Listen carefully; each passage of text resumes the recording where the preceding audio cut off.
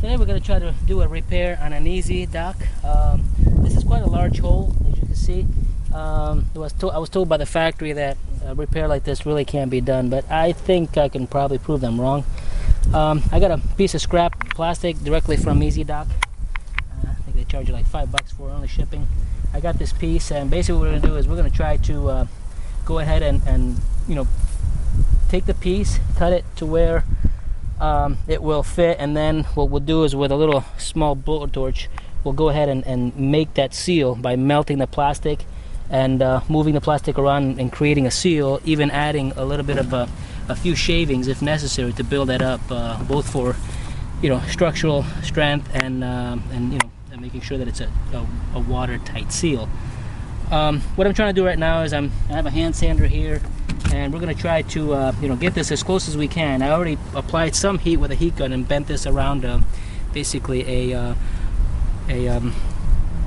pipe, and got it close to where I want it, but I'm still quite a bit away. I'm going to keep making this smaller and shorter as we go, getting that seal as close as we can. You can see here that unfortunately this hole was already there, it was already big.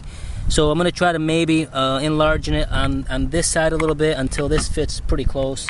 I'll have to probably I'll show you as I go along. I'll keep taking videos of it, but as I get closer I'll probably bond it back here, and then I'll keep bonding it, and I'll probably apply a heat gun here and get it to the final shape, let it cool, and then continue bonding around this side.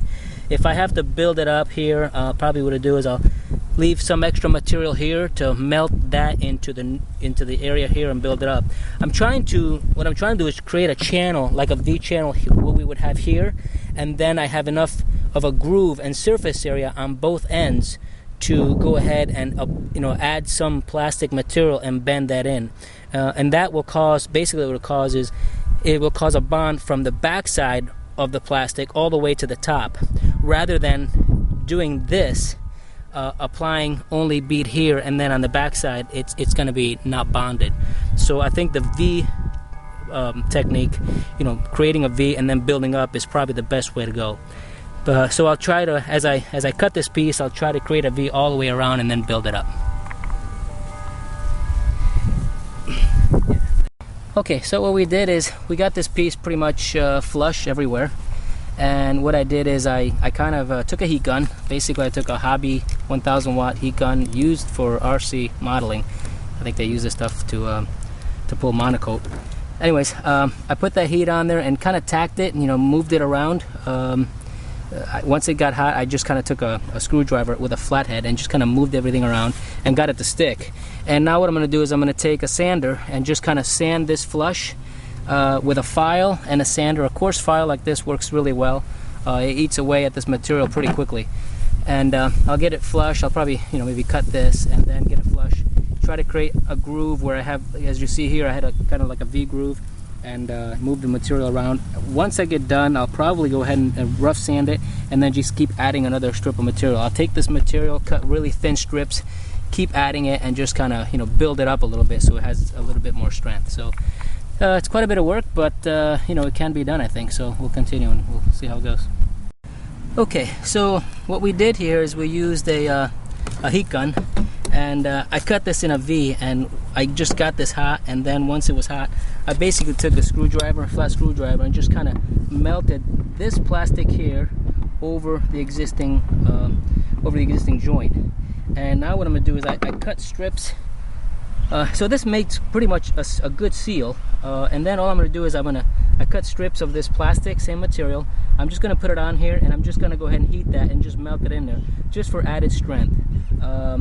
In areas where you have a big hole like this, I went ahead and kind of took some of these, cut them in pieces, put them in there, kind of like that, sort of like this.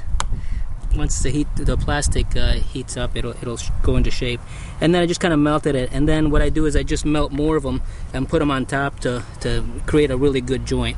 Here you'll see what I'll do is I'll heat this up, and I'll apply the heat gun and just melt that over, and then again put a strip over it, and I'll keep going over it, kind of building it up and building the strength on the outside.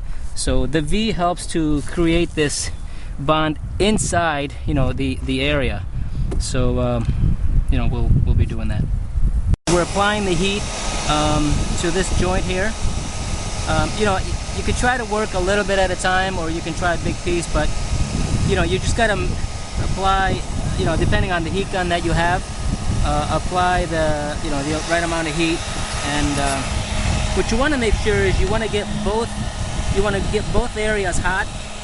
You can't just melt one into the other, because if one of them's cold, you won't get a joint. You won't get the two pieces of plastic, you know, melting into each other. So this is starting to get soft. I'm still gonna let it heat up a little more. You know, you can't get it flowing, but you'll get it close, and you'll get it to where, you know, they do move around. And once they're you know, they're molten state, then you can bond the two pieces together. I'm gonna see if this is kind of like that. See, that's about as good as you can make it right there. And see, that's gonna be it's gonna be joined. And then what I do, while it's still warm, you know, I like to go ahead and apply another piece.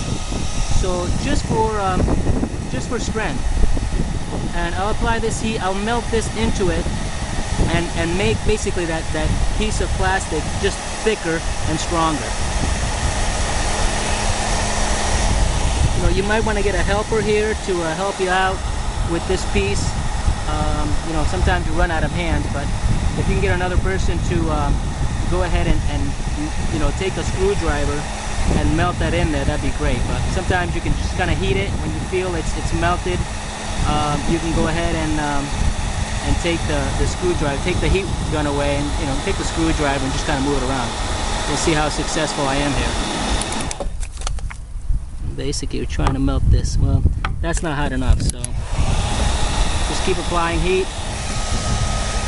It's kind of windy today, so probably not a good day to do this, but anyways, that's pretty much the intent. Okay, so we got basically what we're doing here is we're gonna add more material in this groove here, and we're gonna do that just by, you know, cutting a strip. Not hot yet, but it will be soon. And just, you know, you want to be careful. You don't want to move the back too much, because that's a good bond, and it's a water seal bond. But you just want to apply this just enough to where, you know, you can just move the material and fill that valley, if you will.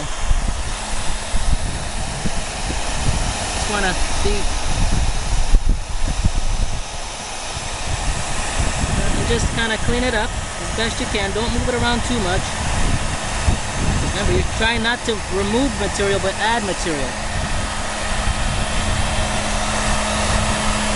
You can maybe, you know,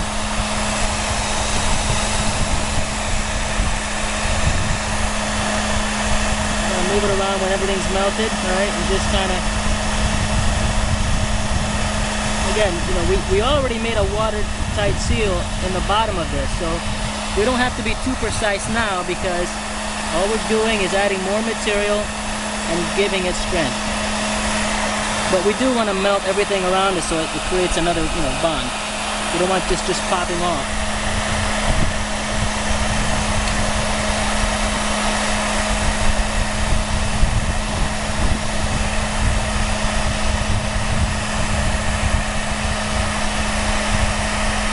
See how that flows? When it flows like that, then you know you got a good seal.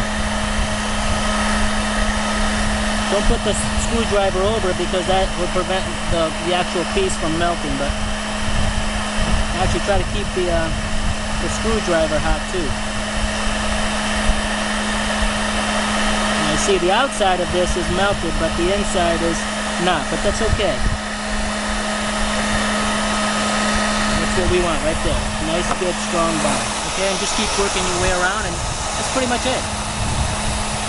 Okay, so we pretty much finished the whole weld. I don't know if it's a weld or not, but you want to make sure when it's done, you know, that it doesn't come loose. So I mean, you can see this is actually melted very good in there.